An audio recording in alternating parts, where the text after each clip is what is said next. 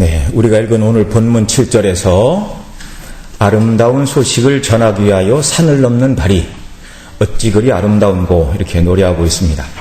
이 성경이 쓰여지던 고대 시대, 기원 전이죠. 이런 시대에 큰 산을 넘는 것은 흔한 일은 아니었습니다. 주전 218년 제2차 포에니 전쟁으로 알려진 북아프리카에 있었던 카르타고와 그 다음에 로마와의 전쟁이 있었는데요. 당시 그러니까 지중해를 사이에 두고 북아프리카의 카르타고, 그 다음에 이제 여러분이 잘 아시는 것처럼 장화를 닮은 나라가 지금은 이탈리아인데 그때는 로마였죠. 두 나라가 전쟁을 하는데 그 지중해 해상의 패권은 로마가 완전히 장악하고 있었습니다. 그래서 배를 타고 로마로 진격할 수 없자 카르타고의 하니발 장군이 그러니까 서쪽 대륙 끝터리에 있는 이 스페인을 이미 정복을 해놨는데요. 스페인으로 군대를 몰고 가 먼 길을 우회하여 가가지고 로마의 북쪽, 그러니까 이탈리아 북쪽의 산맥을 넘어서 로마를 침공한 일이 있습니다. 그러니까 이 로마 입장에서는 카르타고에서 군대가 오면 배를 타고 지중해로 올 것이다 이렇게 생각을 하고 있다가 완전히 허를 찔렸죠. 그래서 하니발이 큰 승리를 거둔 그런 전쟁사가 기록이 되고 있습니다. 이렇게 고대 시대에 산을 넘는 자들은 대부분 침략 전쟁이 목적이었습니다. 이사야 시대를 비춰보면 이스라엘 땅을 침범했던 아수르, 바벨론 이런 나라들이 말 그대로 산을 넘어서 이스라엘을 공격했던 것이죠. 승리한 사람 편에서는 자기 본국에 우리가 유대 땅을 쳐서 땅을 빼앗았다, 북이스라엘을 멸망시켰다, 또 바벨론은 남쪽 유다도 멸망시켰다, 뭐 이런 승전보를 자기 나라로 가지고 가서 기뻐했을지는 모르지만 패망한 나라 입장에서 볼 때 그 소식은 결코 아름다운 소식이 아닌 것이죠. 그런 일들은 폭력이요, 아주 추악한 일입니다. 그러나 오늘 본문이 말씀하고 또 성경 전체에서 말씀하고 있는 하나님의 종들이 산을 넘는 것은 그 목적이 세상 나라들과 확연히 다르다는 것을 우리가 알게 됩니다. 자, 오늘 본문 7절을 보면 누가 왜 무슨 목적으로 산을 넘는지 말씀해주고 있는데요. 이사야 52장 7절 같이 한번 더 읽습니다. 좋은 소식을 가져오며 평화를 공포하며 복된 좋은 소식을 가져오며 구원을 공포하며 시온을 향하여 이르기를 내 하나님이 통치하신다 하는 자의 산을 넘는 발이 어찌 그리 아름다운고. 아멘. 자, 좋은 소식을 가져오는 자가 누구이죠? 바로 평화를 공포하고 복된 소식을 가져오고 구원을 공포하는 자, 그리고 시온에 이르러 뭐라고 말한다고요? 내 하나님이 통치한다라고 말하는 이 메시지를 가지고 오는 자의 발이 아름답다 이렇게 말하고 있습니다. 바로 포로된 땅에서 이스라엘의 해방을 알리는 자, 하나님의 구원의 소식을 시온에 전파하는 자, 하나님의 구원을 말하는 자, 그러기 위하여 산을 넘는 이 사람의 발이 아름답다 이렇게 말하죠. 바빌론에서 유대로 오는 길은 멀고도 험했습니다. 바빌론의 포로 잡혀간 유대인들은요, 메소포타미아의 남쪽 니펄 혹은 닛불로 불리우는 이 강가에 이렇게 살고 있었습니다. 그러니까 남쪽으로는 유프라티스, 북쪽으로는 티그리스 강이 이렇게 흘렀는데 강과 강 사이에 이들이 이렇게 모여 살았는데요. 거기에서 예루살렘까지는 1300km, 그러니까 대략 3300리의 아주 먼 길이었습니다. 지금처럼 도로가 잘 닦이지 않은 시대였기 때문에 크고 작은 수많은 강과 산과 그리고 광야를 넘어서 빨라도 3개월, 조금 느리면 5개월 걸리는 거리가 바벨론에서 예루살렘을 향하여 오는 그런 거리였습니다. 자, 이 사람이 소식을 가지고 오는데 이 네 가지로 말하죠. 7절에서 우리가 읽은 대로 좋은 소식이요, 평화의 공포요, 좋은 복된 좋은 소식이요, 또 구원을 공포하는 소식이다 이렇게 말합니다. 구약 성경에서 좋은 소식 또는 기쁜 소식이라 이 말은요, 군사적인 용어였습니다. 전쟁에 승리했다는 소식이 당시 사람들에게는 좋은 소식이었습니다. 우리 성도님들 잘 아시는 대로 마라톤의 기원이 되는 마라톤 전투가 있었죠. 그리스의 도시국가인 아테네와 페르시아의 전투가 마라톤 평원에서 있었는데 아테네가 승리를 거두자 이 승리의 소식을 가지고 필리피데스라는 사람이 쉬지 않고 달려간 거리가 42km 가서 아테네 우리가 승리했다. 아테네 시민이여 기뻐하라. 그리고 죽었다는 이야기가 전해지고 거기로부터 이제 마라톤이 기원했다. 이렇게 사람들이 얘기를 하죠. 전쟁에서 승리했다. 그것이 당시 사람들이 생각하는 기쁜 소식이었습니다. 그러니까 바사왕 고레스가 바벨론을 무너뜨린 후 유대인들은 고토로 돌아가라는 조서를 내렸습니다. 이 소식을 유대인이 가지고 포로된 자들에게 전하고 또 예루살렘에도 이 소식을 전하기 위하여 누가 전령이 왔다고 한번 생각을 해보십시오. 그 먼 거리를 오면서 피곤하고 지치고 또 뭐 밤에 돌뿌리에 걸려 상처도 나기도 하고 삐기도 하고 뭐 그랬겠죠. 외적으로는 뭐 굳은 살도 박히고 형편없어 보였겠지만 그가 가지고 온 소식이 좋은 소식이었기 때문에 그런 바를 아름다운 말이다. 이렇게 성경이 말씀하는 것입니다. 또 복된 소식과 구원을 공포한다 이렇게 말했는데요. 기쁜 소식은 전쟁 용어였다고 말씀을 드렸고요. 이 복된 소식, 구원의 소식은 구약 시대는 이제 경제 용어였습니다. 잘 아시는 것처럼 어떤 사람이 빚을 지고 그것을 갚지 못하면 노예로 팔려가는 그런 일이 있었죠. 누가 그 사람 대신 이 빚을 청산해주고 값을 지불해주면 바로 이 사람은 노예나 집으로 돌아갈 수가 있었습니다. 예. 자, 이런 소식을 전하는 사람이 아름다운 소식을 전하는 사람이란 말이죠. 자, 말씀드린 것처럼 바벨론에서 포로가 되어 해방의 나를 고대하던 자들에게는 이것이 너무나 기쁜 소식이요 복된 소식이 아닐 수 없습니다. 하나님께서 군사적으로 바벨론을 제압하셨을 뿐만 아니라 죗값으로 팔린 그들을 하나님께서 장차 그리스도께서 흘리실 보혈의 피를 내다보시고 그들을 구원하신 복된 소식이기도 합니다. 그런데 7절에 보면 이 좋은 소식을 가지고 오는 사람이 전하는 내용을 보면 고레스 왕이나 또는 그가 세운 바사 왕국에 대한 이야기가 하나도 없습니다. 복된 소식, 좋은 소식, 구원을 공포하는 자가 시온에 이르러 하는 말 7절에 보면 좋은 소식을 가져오며 평화를 공포하며 복된 좋은 소식을 가져오며 구원을 공포하며 시온에 이르기를. 자, 이 사람이 가지고 온 메시지의 내용이 무엇이죠? 내 하나님이 통치하신다. 내 하나님이 통치하신다. 좋은 사실을 가지고 온 이 사람이 가지고 온 메시지의 내용은 바로 내 하나님, 시온의 백성들이 경외하고 섬기고 그토록 갈망하던 내 하나님이 통치하신다라는 말이었습니다. 고레스가 바벨론을 무너뜨리고 유대인들은 예루살렘으로 돌아가 성전을 짓고 너희 조상의 하나님을 섬기라 이렇게 말한 것은 인간 고레스가 행한 일이 아니란 말이죠. 고레스를 통하여 하나님께서 친히 이루신 일이라는 말입니다. 하나님의 행사가 아니었다면 이스라엘을 억압하는 자들이 바벨론 사람에서 바사 사람들로 바뀌었을 뿐입니다.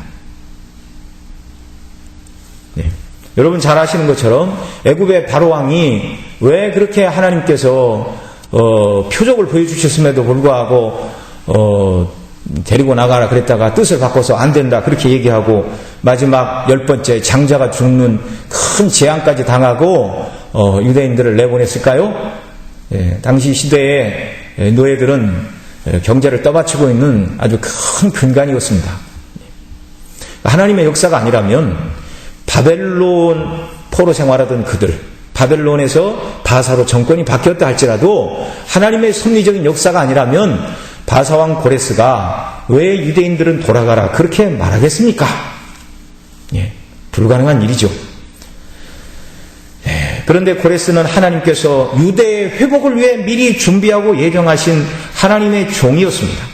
그래서 하나님께서는 우리가 앞서 오래전에 살펴봤는데요. 고레스가 태어나기 전에 이사야 44장 28절에 보면 이렇게 말합니다. 고레스에 대하여는 이르기를 그는 나의 목자라 나의 모든 기쁨을 성취하리라. 곧 하나님의 기쁨인 이스라엘의 구원을 위하여 고레스 탄생 이전에 예루살렘 멸망 이전에 하나님께서 적어도 150년 이전에 고레스의 탄생에 대하여 이렇게 예언해 주신 것이죠. 또 이사야 45장 1절에도 나 여호와는 나의 기름받은 고레스의 오른손을 잡고 열국으로 그 앞에 항복하게 하리라 이렇게 말씀하고 있는데 그대로 이루어졌죠. 그래서 고레스가 열국에서 승승장구를 했습니다. 싸우지도 않아도 항복을 하는 사람들이 있었는데요. 왜 그렇게 하나님께서 고레스에게 큰 권능을 주셨고 권위를 주셨는가? 바로 그 백성들을 예루살렘으로 돌려보내실 목적, 그들을 구원하실 목적 때문에 하나님께서 고레스를 붙들고 이렇게 쓰신 것이죠. 그래서 시온에 좋은 소식을 전파하는 자들이 시온에 와서 말하기를 고레스가 통치한다. 네, 오늘 우리 본문에는 너희 하나님께서 통치하신다 이렇게 말씀하고 있는데 고레스가 통치한다. 바벨론을 무너뜨린 새로운 대왕 고레스가 즉위하였고 그 고레스가 유대인들을 고향으로 돌아가라 이렇게 말하지 않고 하나님의 은혜를 사모하는 시온을 향하여 네 하나님이 통치하신다 이렇게 말하고 있는 것입니다. 여러분, 세상의 모든 역사는 하나님의 주권에 따라 하나님께서 통치하시는 역사임을 믿으시기 바랍니다. 오늘 저와 여러분이 예수님 믿는 것도 하나님의 주권적인 은혜 가운데서 이루어진 일입니다. 세상의 모든 나라가 서로 망하는 것도 하나님의 주권적인 통치 속에서 되어지는 일입니다. 이 하나님의 통치의 핵심 개념은요, 여러분 우리가 하나님 나라 그러는데 나라의 세 가지 요소를 잘 아시죠? 국민과 영토와 주권입니다. 그런데 특별히 하나님 나라 이렇게 말할 때는 뭐 그 백성인 우리가 백성이죠. 영토는 다 하나님이 모든 세계를 다 지으셨습니다. 눈에 보이는 세상 나라에도 하나님의 것이 뿐만 아니라 특별히 하나님께서는 교회 당신의 백성을 택해 놓으셨고 뿐만 아니라 무엇보다도 성경에서 말하는 하나님 나라의 핵심은 하나님 나라의 통치권, 곧 하나님의 권세를 말하는 것이죠. 내 하나님이 통치하신다. 이 통치하시는 하나님 나라를 영광스럽게 세워가는 일은 무엇이냐면 저와 여러분이 그 하나님의 뜻대로 순종하는 것, 하나님의 통치를 온전히 받아들이는 것, 이것이 오늘날 하나님 나라의 핵심이라는 것을 저와 여러분이 꼭 기억을 해야 될 것입니다. 자, 이렇게 좋은 소식을 전하는 자의 발이 아름답다고 노래하고 있는데 이 7절에서 좋은 소식, 평화의 소식, 복된 소식, 구원의 소식, 이 네 가지로 이렇게 표현하고 있는데요. 앞서 말씀드린 대로 구약에서 기쁜 소식은 전쟁에서의 승전보를 표현한 거라 말씀을 드렸고, 복된 소식은 경제 용어로 빚 때문에 노예가 된 사람이 다른 사람이 값을 지불해 주므로 해방된 것을 말씀드린다고 말씀을 드렸는데요. 두 가지 사상 또는 이 네 가지 표현은 결국 하나를 의미하는 것입니다. 바로 바벨론 포로에서 이스라엘 회복을 말하는 것이죠. 이것이 의미하는 궁극적인 이 말씀의 예언의 의미는요, 그리스도 안에 있는 구원을 말하는 것입니다. 예수 그리스도를 통한 구원이 바로 좋은 소식이요, 평화의 소식이요, 복된 소식이요, 구원의 소식임을 성경이 증거하고 있습니다. 누가복음 2장 10절에 천사가 양을 치는 목자들에게 나타나 예수님의 탄생을 고지하면서 이렇게 말하였습니다. 천사가 이르되 무서워 말라. 내가 온 백성에게 미칠 큰 기쁨의 좋은 소식을 너희에게 전하노라. 오늘날 다윗의 동네에 너희를 위하여 구주가 나셨으니 곧 그리스도 주시니라.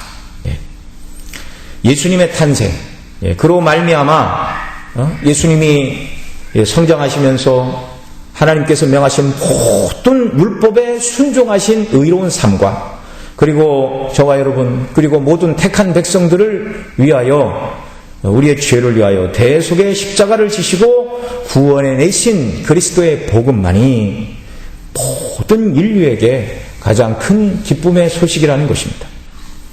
여러분, 앞서 말씀드린 것처럼 세상 나라들끼리 전쟁을 했다면 전쟁에서 승리한 나라에게 전해지는 소식은 기쁨의 소식이지만 전쟁에서 패망한 나라 사람들에게 전해지는 소식은 우울한 비참한 망국의 소식일 뿐입니다. 그러나 우리 주님의 이 사단과의 싸움은 이 싸움에서 패망한 사단과 그 세력을 빼고는요, 모든 인류에게 증거된 가장 큰 기쁨의 소식입니다. 인간이 범죄하자마자 하나님께서는 창세기 3장에 원시 복음을 말씀해 주셨는데요. 여자의 후손과 뱀이 원수가 되고 또 여자의 후손과 뱀의 후손이 원수가 될 것을 말씀하시면서 뱀은 여자의 후손의 발 뒤꿈치를 상하게 할 것이요 여자의 후손은 뱀의 머리를 상하게 할 것이다. 그렇게 말씀하셨는데요. 사단은 예수님을 십자가에 못 박는 데까지 끌고 가서 성공을 했습니다. 승리한 것 같았지만 발 뒤꿈치를 무는 사건일 뿐이었습니다. 왜냐하면 그렇게 죽으신 예수님은 3일 만에 부활하심으로 말미암아 사단의 모든 세력, 죽음과 죄에 대한 권세를 다 깨뜨리셨기 때문에 그렇습니다. 우리 주님의 십자가에 죽으시고 부활하신 이 승리의 소식이 택한 백성 모두에게는 가장 큰 기쁨의 좋은 소식이라는 말입니다. 저와 여러분의 죄의 문제를 해결하시기 위하여 대속의 십자가를 치심이 큰 기쁨의 소식이요 또 죽으시고 무덤에 장사되신 후 3일 만에 부활하시어 말씀드린 대로 죄와 사망과 사단의 권세를 다 이기시고 또 부활하심으로 말미암아 예수님 안에 있는 모든 자들도 부활하게 된다는 부활의 첫 열매로 부활하신 우리 주님의 부활의 소식이 저와 여러분에게 또한 복된 소식이요 기쁨의 소식입니다. 뿐만 아니라 그 주님이 다시 오신다고 성경은 말씀하고 있죠. 사단의 모든 세력을 멸하고 영원한 하나님 나라를 완전히 이루신다는 재림의 소식이 또한 저와 여러분에게 또 아직 그리스도 밖에 있는 모든 사람들에게도 가장 큰 기쁨의 소식인 줄 믿으시기 바랍니다. 오늘도 이 좋은 복음의 소식, 곧 복음의 핵심인 예수 그리스도를 증거하는 것이 가장 아름다운 일이라고 성경이 말씀하고 있습니다. 이 일을 위해 정말 오늘 본문이 말하는 것처럼 산을 넘고 또 광야를 건너고 또 강을 건너고 또 배를 타고 바다를 건너 어떤 어려움을 겪는다 할지라도 복음을 들고 나가는 그 발이 아름다운 발이라고 말씀하고 계십니다. 사랑하시는 성도 여러분, 저와 여러분의 발은 어떤 발입니까? 저와 여러분의 발도 아름다운 발이 되기를 원합니다. 여러분, 좋은 신발을 신어서 맵시가 나는 발이 진정한 의미에서 아름다운 발이 아닙니다. 성경이 말하는 것처럼 좋은 소식을 전하기 위하여 수고하는 발, 그 과정에서 찢기고 멍들고 뒤틀린다 할지라도 그 발이 아름답다고 성경은 말씀하고 있습니다. 여러분, 믿지 않는 세상 사람들도 무엇이 아름다운 발인가? 믿지 않은 사람들도 똑같이 얘기합니다. 오늘날 젊은 여성들 발톱에 이렇게 아트를 하죠. 빨강, 파랑, 노랑, 인조 발톱을 붙이고 매니큐어로 예쁘게 칠을 합니다. 네일 아트다 그렇게 얘기를 하는데, 그러나 세상 사람들도 그런 발에 별로 감동을 받지 않습니다. 최근에는 리듬 체조 선수 손연재가 무슨 캠프라는 방송에 나와서 발 사진을 공개한 적이 있는데요. 머리부터 발끝까지 다 아름다울 것 같은 이제 20살 정도 먹은 아름다운 선수인데 발은 달랐습니다. 발톱이 다 빠졌다가 새로 나기를 여러 번, 발가락이 휘어지고 구부러지고 발가락 관절이 부풀어 오르고, 어떻게 달랐냐면 우리 발과 너무 달랐습니다. 너무 못생긴 발. 그런데도 사람들은 그런 발이 아름답다 이렇게 말합니다. 여러분 잘 아시는 박지성, 축구선수 박지성, 발레리나 강수진, 이런 사람들의 발이 이렇게 인터넷 쳐보면 떠다니는데요, 참 못생겼습니다. 이렇게 구부러진 관절이 이렇게 튀어 올라가지고요, 깜짝 보면 놀랍니다. 그런데 사람들은 그런 발을 보고 감동을 받고 아름다운 발이라고 말합니다. 왜요? 그 발로 의미 있는 일을 했기 때문에, 최선을 다하여 그 발이 망가지도록 자기 분야에서 열심히 노력하여 일가를 이루었기 때문에 그런 발을 가진 사람들을 세상 사람들도 아름다운 발이라 이렇게 말을 하는 것이죠. 여러분, 농사 짓는 농부에서는 거칠게 마련이죠. 근데 나는 농사꾼입니다 그렇게 말하는데 손이 고와요. 그러면 어떤 사람이 이 사람을 보고 진짜 농사꾼이라 말하겠습니까? 여러분, 이런 발, 이런 손, 세상에서 자기 일을 열심히 하기 위하여 굳은 살이 박히고 못이 박히고 구부러지고 휘어진 이런 손과 발, 세상 사람들 잘 잠시만 기억해주는 발이죠. 진정한 아름다운 발, 영원토록 기억되는 아름다운 발은 복음을 전하기 위하여 고생하는 발인 줄 믿으시기 바랍니다. 마찬가지로 누가 아름다운 사람인가? 값비싼 영양크림을 얼굴에 충분히 발라서 기미와 주근깨 잔주름을 예방하고 팽팽한 얼굴이 아름답죠. 그러나 나이에 맞게 주름이 생기는 것도 아름다운 일이고요. 진정한 아름다움은 그 심령 속에 예수님 믿고 구원의 은혜가 늘 충만해서 하나님께 감사하고 내가 만난 예수님을 증거하기 위하여 애쓰고 수고하는 사람, 이 사람이 아름다운 사람이요, 또 이 복음을 증거하기 위하여 수고하는 발이 아름다운 발인 줄 믿으시기 바랍니다. 여러분, 아름다운 모임도 마찬가지예요. 좋은 호텔에서 훌륭한 연주자들이 연주하는 음악을 들으며 맛있는 음악, 값비싼 음악을 먹고 마시는 상류사의 사교 모임이 아름다운 모임이 아니라 구원의 은혜를 기억하며 영광의 하나님께, 우리를 구원하신 구주께, 우리의 보혜자 성령 하나님을 높이는 예배가 이 땅에서 가장 아름다운 모임인 줄 믿으시기 바랍니다. 신약의 사도 바울은 오늘 본문 7절에 있는 말씀을 로마서 10장 13절 이하에서 이렇게 인용합니다. 누구든지 주의 이름을 부른 자는 구원을 얻으리라. 그런즉 저희가 믿지 아니하는 일을 어찌 부르리요, 듣지 못한 일을 어찌 믿으리요, 전파하는 자가 없이 들으리요. 그러면서 또 보내심을 받지 아니하였으면 어찌 전파하리요. 그리고 오늘 우리가 읽은 7절 말씀을 인용합니다. 기록된 바 아름답도다. 좋은 소식을 전하는 자들이요, 전하는 자들의 발이여 함과 같으니라. 사도는 이사야 52장에 있는 이 말씀을 인용하면서 명백하게 아름다운 발이 무엇인가 말하고 있죠. 무엇이 아름다운 발인가? 복음을 증거하는 발이 아름다운 발이다. 사도행전 13장 13절 14절에 우리 한번 찾아보겠습니다. 신약성경 사도행전 13장 13절 14절, 거기 보면 사도 바울과 바나바가 1차 선교를 떠나서 있었던 일들을 기록하고 있는 내용 중에 하나인데요. 13절 14절 함께 있습니다. 바울과 및 동행하는 사람들이 바보에서 배 타고 밤빌리아에 있는 버가에 이르니 요한은 저희에게서 떠나 예루살렘으로 돌아가고 저희는 버가로부터 지나 비시디아 안디옥에 이르러 안식일의 회당에 들어가 앉으니라. 그리고 이제 15절 이하에 보면 율법과 선지자의 글을 쭉 읽고 복음을 증거하자. 참 이 복음이 영광스럽게 증거되었고요.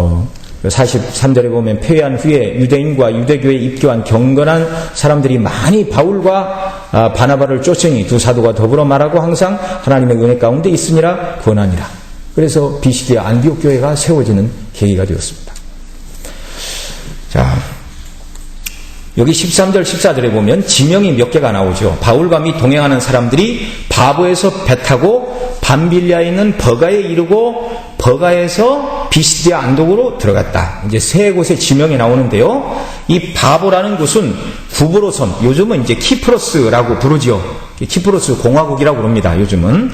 이 키프로스 섬 서쪽 항구가 바로 바보인데요. 거기서 배를 타고 이제 밤빌리아의 버가, 오늘날의 터키 항구인데 터키 남쪽 항구인 버가에 도착을 했습니다. 근데 이 버가에서 요한, 마가 요한이라고 그러죠. 이 요한은 예루살렘으로 돌아가고 바울과 바나바는 버가에서 비시디아 안디옥으로 가, 우리가 읽은 것처럼 안식일의 회당에 들어가 복음을 증거하는 그런 일이 있습니다. 근데 이 버가에서 요한이 돌아갔다고 하는데 이 사람이 바나바의 조카인 마가 요한이죠. 그는 왜 버가에서 비시디아 안디옥으로 가지 않고 예루살렘으로 돌아갔을까? 정확한 걸 알기는 어렵습니다. 그러나 한 가지 추측할 만한 상황은요, 이 버가, 그러니까 오늘날 터키 남쪽 항구에서 비시디아 안디옥은 이제 오늘날의 터키 내륙 지방인데요. 비시디아 안디옥으로 가는 길에는 험산 줄령 타우러스 산맥이 놓여 있었습니다. 자동차도 없고 길도 닦이지 않고 걸어서 넘어가야 했습니다. 바울과 바나바는 그 산을 걸어서 넘어가 그 과정은요, 얼마나 높은 산이고 얼마나 힘들었고 그런 얘기는 한마디도 없고 그냥 성경은 담담하게 말합니다. 뭐라고요? 바브에서 배 타고 밤빌리아에 있는 버가에 이르니 요한은 예루살렘으로 떠나가고 저희는 버가로부터 지나 비시디아 안디옥에 이르니라. 그러나 이 버가에서 비시디아 안디옥에 이르는 과정은요 절대로 순탄하지 않았습니다. 오늘 본문이 말씀하는 대로 좋은 소식을 가져오며 평화를 공포하며 복된 좋은 소식을 가져오며 구원을 공포하며 산을 넘는 자의 발이 어찌 그리 아름다운 고라고 노래한 것처럼 바울과 바나바 험산 줄령을 넘어 복음을 들고 당시 모든 세계로 나아갔습니다. 물론 처음에는 사명을 감당하지 못하고 예루살렘으로 돌아간 이 마가 요한도 이 때문에 사도행전 5장에 보면 바울과 바나바가 이제 두 번째 우리가 갔던 곳을 다시 다녀 형제들을 굳게 하자 그렇게 말할 때 바나바가 자기 조카 마가 요한도 이번 데리고 가자 그러자 중간에 돌아간 사람을 못 데리고 가겠다 이렇게 바울과 바나바가 다투고 선교팀이 두 팀으로 나눠졌죠. 그래서 바울은 원래 계획대로 갔고 바나바는 이 자기 고향인 구브로섬으로 가서 전도하는 그런 일이 있었습니다. 그런데요, 이 마가 요한도 처음에는 왜 돌아갔는지 그것 때문이다 제가 말씀을 확정적으로 드리지는 않았습니다. 그러나 어쨌든 이 마가 요한도 바울 사도의 이제 나중에는 훌륭한 복음의 동역자가 되었는데요. 골로새 4장 10절에 보면 나와 함께 갇힌 아리스다고와 바나바의 생질 마가를 언급하고 있습니다. 또 빌레몬서 23절에도 그리스도 예수 안에서 나와 함께 갇힌 에바브라와 또한 나의 동역자 마가 아리스다고를 역시 언급하고 있습니다. 그러니까 이 마가 요한도 자꾸 이렇게 처음에는 복음을 증거하는 이 일에 여러 가지 이유로 끝까지 함께하지 못했지만 나중에는 훌륭한 복음의 일꾼이 되었다는 것을 성경이 말씀해주고 있습니다. 비록 지금 저와 여러분이 정말 복음을 들고 산을 넘는 아름다운 발이 나는 아닌데 라는 생각이 든다 할지라도 살아있는 이 동안에는 우리에게 얼마든지 기회가 있다는 사실을 마음에 새기시기 바랍니다. 그리고 우리도 정말 이 예수님 믿음으로 말미암아 우리에게 주어진 놀라운 구속의 은혜와 영광으로 충만하고 이 복음을 증거하기 위하여 수고하고 애쓴 사람들처럼 저와 여러분도 정말 이 산이 대변하는 어려움들을 이기고 복음을 증거하는 아름다운 발이라는 칭호를 주님께로부터 받는 저와 여러분이 될 수 있기를 바랍니다. 여러분, 오늘 우리가 이렇게 예수님 믿고 오늘 함께 모여 예배를 드리는 것도 우연히 된 일이 아닙니다. 하나님의 통치의 결과이죠. 하나님께서 이 땅에 120-30년 전 구체적으로 선교사가 이 땅에 처음 발을 들인 것은 1884년 인천항에 언더우드와 아펜젤라 선교사가 발을 디뎠습니다. 하나님의 통치 속에 이 선교사들을 이 땅에 하나님이 보내셨죠. 그래서 이 언더우드 낯선 곳에 눈물을 흘리며 기도하던 그 발걸음이 우리에게는 아름다운 발걸음이 되었습니다. 여러분, 삶의 환경이 일천했던 조선 말기 시대 한 20년 전만 해도 이가 있었죠. 지금은 이 그러면 잘 모르는데, 그래서 이 선교사들이 와가지고요 침대 생활을 했는데 이가 하도 바닥에 기어 올라오니까 침대 네 다리에다가 이렇게 세숫대에 물을 받쳐가지고 이렇게 받쳐놨어요. 이렇게 네 군데 이가 이렇게 침대 다리 못 올라오게 하려고. 그리고 냄새 위생 말할 것도 없고요. 지금은 우리나라랑 미국이나 별 차이가 없죠. 오히려 저 인천 공항에 딱 내리면 미국에 존 F 케네디 공항에서 비행기를 타고 인천 공항에 오면 놀랜다고 그러잖아요. 옛날에는 그 공항이 굉장했는데 인천 공항을 와보면 입이 딱 벌어집니다. 여러분, 복음과 함께 하나님께서 우리나라에게 이렇게 복을 주신 줄 믿으시기 바랍니다. 그런데요, 당시에는 미국과 이 조선은 너무너무 달랐어요. 선교사의 본국에 비하면 가난하고 못 살던 우리나라 얼마나 열악한 환경이었는가. 말도 못하는 어려움과 고생을 하고 그리고 복음을 증거하다가 이 땅에 묻혔습니다. 양화진에 가면 지금도 그 무덤들이 있죠. 여러분 잘 아시는 조선의 마음이라는 언더우드가 쓴 그 시가 있습니다. 제가 앞에 조금만 읽어드릴게요. 주여 지금은 아무것도 보이지 않습니다. 주님 메마르고 가난한 땅, 나무 한 그루 시원하게 자라오르지 못하고 있는 이 땅에 저희들을 옮겨와 심으셨습니다. 어떻게 그 넓고 넓은 태평양을 건너왔는지 그 사실이 기적입니다. 주께서 붙잡아 뚝 떨어뜨려 놓으신 듯한 이곳, 지금은 아무것도 보이지 않습니다. 보이는 것은 고집스럽게 얼룩진 어둠뿐입니다. 어둠과 가난과 인습에 묶여있는 조선 사람들 뿐입니다. 나머지는 집에 가서 찾아오시기 바랍니다. 너무 그들이 우리를 위하여 복음 안에서 수고한 것, 하나님의 주권이죠. 이 땅에 선교사로 온 언더우드와 동시대 수많은 인물들이 미국 땅에 많이 있었을 것입니다. 그 시대는 언더우드보다 공부도 더 많이 했고 더 똑똑하고 세상적으로 이렇게 추앙을 받는 그런 인물도 많이 있었겠지만 누구의 이름이 아름다운 이름으로 회자되고 있습니까? 미국에서는 몰라도 한국 기독교인들에게 있어서 언더우드만큼, 특별히 장로교인들에게 있어서 언더우드 선교사만큼 정말 가슴에 새겨지고 잊혀지지 않는 인물은 없는 줄로 믿습니다. 왜 그렇죠? 복음을 가지고 왔기 때문에. 이런 사람들은 이 땅에서뿐만 아니라 하늘에서도 별과 같이 빛난다 말하죠. 다니엘서에서 많은 사람을 옳은 대로 돌아오게 한 사람은 영원토록 별과 같이 빛날 것이다, 이렇게 말씀해주고 있는데, 사도 바울과 같은 사람, 언더우드 같은 사람이 땅에서도 하늘에서도 빛나는 사람이라는 것이죠. 저와 여러분 정말 바라고 원하기는 복음의 은혜와 영광으로 충만하기를 바랍니다. 그리고 가만히 있으면 견딜 수 없어서 저와 여러분들도 이 복음을 가지고 산을 넘는 역사가 있기를 바랍니다. 눈에 보이는 어떤 산을 넘으라 그런 말이 아니고, 복음을 증거하다가 만나는 모든 어려움들, 힘들게 넘어가야 되는 이 산, 모든 어려움과 장애, 어떤 면에서 이런 것들이 복음을 증거하는 자들에게 산처럼 다가오는 것이죠. 근데 앞에 이사야 40장에 보면 시온에 하나님께서 시온으로 이제 승리의 소식을 가지고 돌아온다 그렇게 말할 때 전령을 보내면서 높은 곳은 낮아지고 골짜기는 도두어지라 이렇게 말하고 있죠. 그러니까 하나님의 복음을 가지고 나가는 자들, 하나님의 성령을 의지하고 주의 도우심을 구하는 자들에게는 산처럼 어려운 그런 문제들도 하나님께서 능히 감당할 힘을 주시고 이 일을 감당하도록 도와주신다는 것을 성경이 말씀하고 있습니다. 자, 이런 모든 어려움에도 불구하고 그런 어려움을 이겨내기 위하여 발이 부르트고 까지고 멍들고 상처가 난다 할지라도 하나님께서는 이런 발이 아름다운 발이라고 오늘 본문을 통해 말씀해 주시고, 또 예수님 안에 있는 저와 여러분 모두가 정말 이런 아름다운 발을 가진 사람들로 하나님 앞에 설 수 있기를 바랍니다. 복되고 아름다운 일, 의미 있고 가치 있는 일, 이것만이 영원토록 영원한 하나님 나라에서 기록될 일인데요.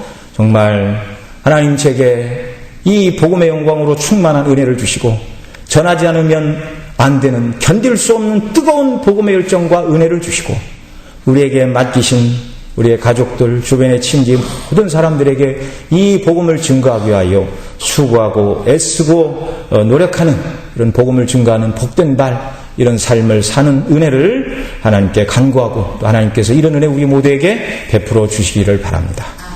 기도하시겠습니다. 아버지 하나님, 고맙고 감사합니다.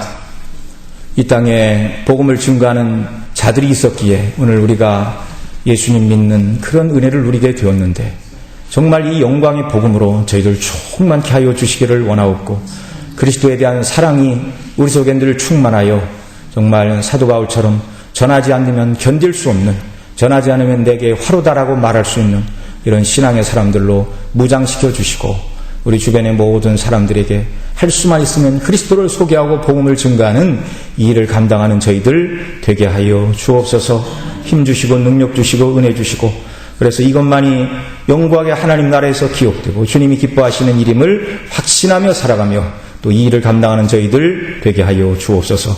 우리 구주 예수님의 이름으로 기도드립니다.